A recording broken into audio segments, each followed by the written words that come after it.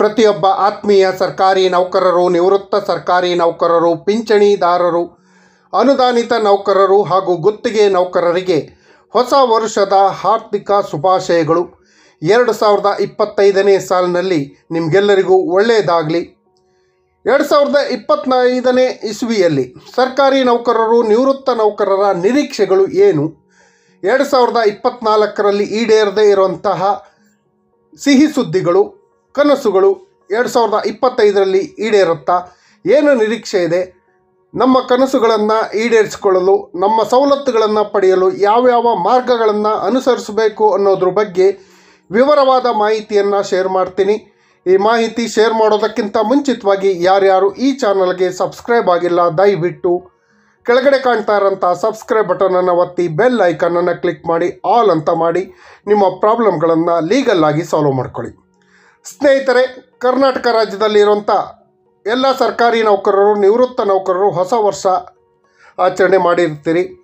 ಹೊಸ ವರ್ಷದ ಸಮಯದಲ್ಲಿ ಸರ್ಕಾರಿ ನೌಕರರಿಗೆ 2024ರ ನಿರೀಕ್ಷೆಗಳು ಈಡೇರಿಲ್ಲ.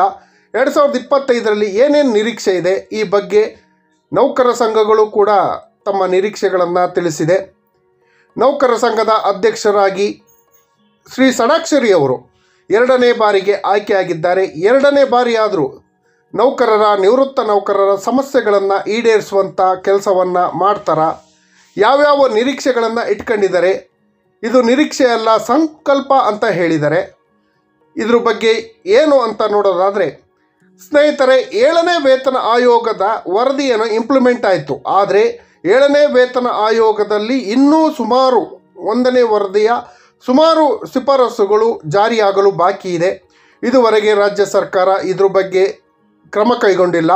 ತಕ್ಷಣ ಸಂಬಳ ಹಾಗೂ ಪಿಂಚಣಿಗೆ ಸಂಬಂಧಿಸಿದಂತೆ ಎಲ್ಲ ಶಿಫಾರಸುಗಳನ್ನು ಜಾರಿ ಮಾಡಬೇಕು. ಈ ಬಗ್ಗೆ ನೌಕರ ಸಂಘಗಳು ನಿರೀಕ್ಷೆ ಇಟ್ಕೊಂಡಿದ್ದಾವೆ. ಇದ್ರ ಬಗ್ಗೆ ಪ್ರಯತ್ನಗಳನ್ನು ಮಾಡಬೇಕು ಅಂತ ಹೇಳಿದ್ದಾರೆ. ಅದರ ಜೊತೆಯಲ್ಲಿ NPS ಎಂಬ ಭೂತವನ್ನು ರದ್ದುಪಡಿಸಿ OPS ಅನ್ನು ಜಾರಿ ಮಾಡೋ ಬಗ್ಗೆಯೂ ಕೂಡ ನಿರೀಕ್ಷೆಗಳು ಇದೆ. NPS ರದ್ದುಪಡಿಸುವ ಬಗ್ಗೆ ಕಮಿಟಿ ನೇಮಕ ಆಗಿದೆ. ಆ ಕಮಿಟಿಯಲ್ಲಿ ಇದುವರೆಗೆ ಯಾವ ಪ್ರೋಗ್ರೆಸ್ ಆಗಿದೆ? ಈ ವರ್ಷನಾದರೂ ರಿಪೋರ್ಟ್ ಕೊಡ್ತಾರಾ? NPS ರದ್ದಾಗಿ OPS ಜಾರಿ ಆಗತ್ತಾ ಅನ್ನೋದು ಒಂದು ಕುತೂಹಲ. ಕಮಿಟಿ ಹೊರ ರಾಜ್ಯಗಳಲ್ಲೆಲ್ಲ ಸುತ್ತಾಡಿ ಅಧ್ಯಯನ ಮಾಡಿದೆ ಅಂತ ಹೇಳಿದ್ದಾರೆ. ಆದರೆ ಅಧ್ಯಯನ ಮಾಡಿರೋದ್ರ ಬಗ್ಗೆ ನಮಗಂತೂ ಇದುವರೆಗೆ ಗೊತ್ತಿಲ್ಲ. ನೌಕರ ಸಂಘಗಳು ಹೇಳಬೇಕು, ಎಲ್ಲೆಲ್ಲಿ ಹೋಗಿದ್ರು, ಏನು ಮಾಡಿದ್ರು ಅನ್ನೋದನ್ನು ಹೇಳಬೇಕು. NPS ಅನ್ನು ತಕ್ಷಣ ರದ್ದುಪಡಿಸಿ OPS ಅನ್ನು ಜಾರಿ ಮಾಡಬೇಕು. OPS ನಮ್ಮೆಲ್ಲರ ಹಕ್ಕು ಅಂತ ಹೇಳ್ತೀನಿ. ಅದರ ಜೊತೆಯಲ್ಲಿ ನಿವೃತ್ತ ಸರ್ಕಾರಿ ನೌಕರರ ಸಮಸ್ಯೆಗಳಿಗೆ ಸ್ಪಂದಿಸುವಂಥ ಕೆಲಸ ಆಗ್ತಾ ಇದೆ ಅಂತ ಹೇಳಿದ್ದಾರೆ. ಆದರೆ ಇದುವರೆಗೆ 2024ರಲ್ಲಿ ಆಗಿರಲಿಲ್ಲ. 2025ರಲ್ಲಾದರೂ ಆಗತ್ತಾ? 7ನೇ ವೇತನ ಆಯೋಗ ಶಿಫಾರಸು ಮಾಡಿರುವಂಥ 10% ಅಡಿಷ್ನಲ್ ಪೆನ್ಷನ್ ಬಗ್ಗೆ ನೌಕರ ಸಂಘಗಳು ಏನು ಕ್ರಮಗಳನ್ನು ಕೈಗೊಳ್ತವೆ? 2025ರಲ್ಲಾದರೂ 10% ಅಡಿಷ್ನಲ್ ಪೆನ್ಷನ್ನ ಆದೇಶ ಹೊರಬೀಳುತ್ತಾ? ಅದರ ಜೊತೆಯಲ್ಲಿ ಏನು 1/7/2022ರಿಂದ 31/7/2024 ಮಧ್ಯದಲ್ಲಿ ರಿಟೈರ್ಡ್ ಆದಂಥ ನೌಕರರಿಗೆ 7ನೇ ವೇತನ ಆಯೋಗದ ಪ್ರಕಾರ ಪಿಂಚಣಿ ಸೌಲಭ್ಯಗಳು ಸಿಗಬೇಕು ಅಂತ ಕೇಳ್ಕೊಳ್ತೀರಿ. ಇದು ಈಡೇರುತ್ತಾ? ಅದರ ಜೊತೆಯಲ್ಲಿ ಸರ್ಕಾರಿ ನೌಕರರು, ನಿವೃತ್ತ ನೌಕರರಿಗೆ ಹಾಗೂ ಕುಟುಂಬ ವರ್ಗದವರಿಗೆ ಕ್ಯಾಶ್ಲೆಸ್ ಟ್ರೀಟ್ಮೆಂಟ್ ವ್ಯವಸ್ಥೆಯನ್ನು ಮಾಡಬೇಕು. ಈಗ ಅಧಿಸೂಚನೆಯ ಪ್ರಕಾರ ಸರ್ಕಾರಿ ನೌಕರರು ಹಾಗೂ ಕುಟುಂಬ ವರ್ಗದವರಿಗೆ ಮಾತ್ರ ಕ್ಯಾಶ್ಲೆಸ್ ಟ್ರೀಟ್ಮೆಂಟ್ ಬಗ್ಗೆ ಅಧಿಸೂಚನೆ ಇದೆ. ಅದು ಇನ್ನೇನು ಜನವರಿಯಲ್ಲಿ ಇಂಪ್ಲಿಮೆಂಟ್ ಆಗ್ಬೋದು. ಈ ಕ್ಯಾಶ್ಲೆಸ್ ಟ್ರೀಟ್ಮೆಂಟ್ ವ್ಯವಸ್ಥೆಯನ್ನು ನಿವೃತ್ತ ನೌಕರರು ಹಾಗೂ ಕುಟುಂಬ ನಿವೃತ್ತ ನೌಕರರಿಗೂ ಕೂಡ ವಿಸ್ತರಿಸಬೇಕು. ಈ ಬಗ್ಗೆ ನೌಕರ ಸಂಘಗಳು ಕ್ರಮವನ್ನು ಕೈಗೊಳ್ಳಬೇಕು ಅಂತ ಕೇಳ್ಕೊಳ್ತೀನಿ.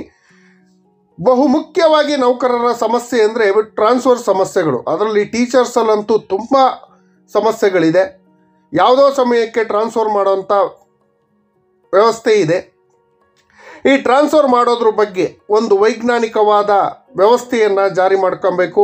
ಏಪ್ರಿಲ್ ಅಥವಾ ಮೇ ತಿಂಗಳಲ್ಲೇ ಎಲ್ಲ ಟ್ರಾನ್ಸ್ಫರ್ಗಳನ್ನು ಕಂಪ್ಲೀಟ್ ಮಾಡಬೇಕು. ಜೂನ್ ನಂತರ ಯಾವುದೇ ಟ್ರಾನ್ಸ್ಫರ್ಗಳನ್ನು ಮಾಡಬಾರ್ದು. ಇದರಿಂದ ಉದ್ಯೋಗಸ್ಥರ ಕುಟುಂಬದ ಮೇಲೆ ಪರಿಣಾಮ ಬೀರುತ್ತೆ. ವರ್ಗಾವಣೆ ಕಾಯ್ದೆಯನ್ನು ರಾಜ್ಯದ ವಿವಿಧ ಇಲಾಖೆಯ ಎಯಿಂದ ಡಿ ವರ್ಗದವರಿಗೆ ಕೌನ್ಸಿಲಿಂಗ್ ಮೂಲಕ ಜಾರಿ ಮಾಡಬೇಕು. ಇದ್ರ ಬಗ್ಗೆ ಒಂದು ಕಾನೂನನ್ನು ತರಬೇಕು. ಅದರ ಜೊತೆಯಲ್ಲಿ ಕೋವಿಡ್ ಕಾಲದಲ್ಲಿ ಏನು ಬಾಕಿ ಇದ್ದಂಥ 18 ತಿಂಗಳ DAಯನ್ನು ಕೊಡೋ ಬಗ್ಗೆ ಸರ್ಕಾರ ಗಮನ ಹರಿಸಬೇಕು. ಇದು ನಮ್ಮ ಹಕ್ಕು.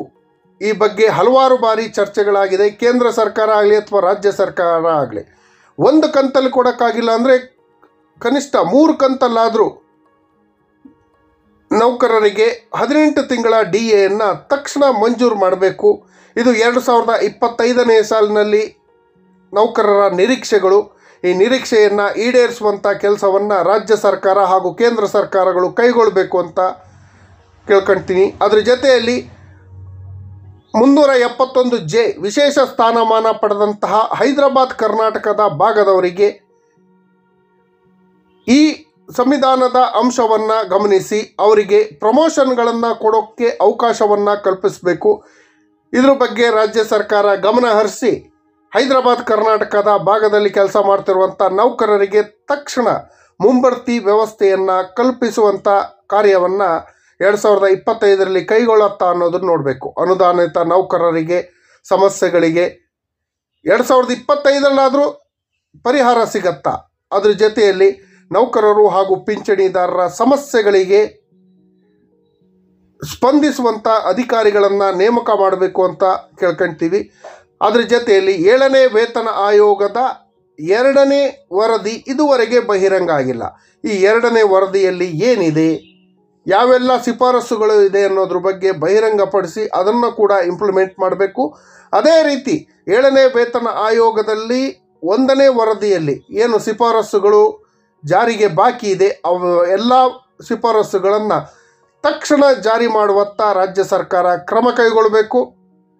ಸರ್ಕಾರಿ ನೌಕರರು ಹಾಗೂ ನಿವೃತ್ತ ನೌಕರರ ಸಂಬಳ ಹಾಗೂ ಪಿಂಚಣಿ ಹೆಚ್ಚಳದ ಬಗ್ಗೆ ರಾಜ್ಯ ಸರ್ಕಾರ ತಕ್ಷಣ ಕ್ರಮ ಕೈಗೊಳ್ಳಬೇಕು ಅಂತ ರಾಜ್ಯ ಸರ್ಕಾರದಲ್ಲಿ ಸಮಸ್ತ ನೌಕರರ ಪರವಾಗಿ ಕೇಳ್ಕೊಳ್ತೀನಿ.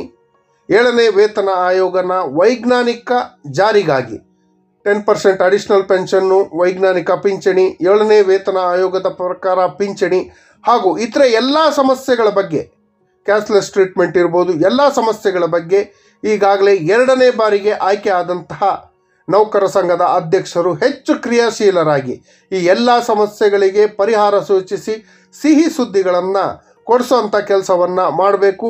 ಹಾಗೆ ಮಾಡಿದ್ರೆ 3ನೇ ಬಾರಿ ಕೂಡ ನೀವೇ ಆಯ್ಕೆ ಆಗ್ತೀರಿ. ನೌಕರರ ಹೆಸರು ಹೇಳಿ ಆಯ್ಕೆ ಆಗಿದ್ದೀರಿ. ದಯವಿಟ್ಟು ಈ ಬಗ್ಗೆ ಗಮನ ಹರಿಸಿ. ಈ ಮಾಹಿತಿ ತಮಗೆಲ್ಲರಿಗೂ ಇಷ್ಟ ಆಗಿದ್ದರೆ ದಯವಿಟ್ಟು ಸಬ್ಸ್ಕ್ರೈಬ್ ಮಾಡ್ಕೊಳ್ಳಿ. ಜೈ ಹಿಂದ್, ಜೈ ಕರ್ನಾಟಕ ಮಾತೆ, ಜೈ ಹಿಂದ್.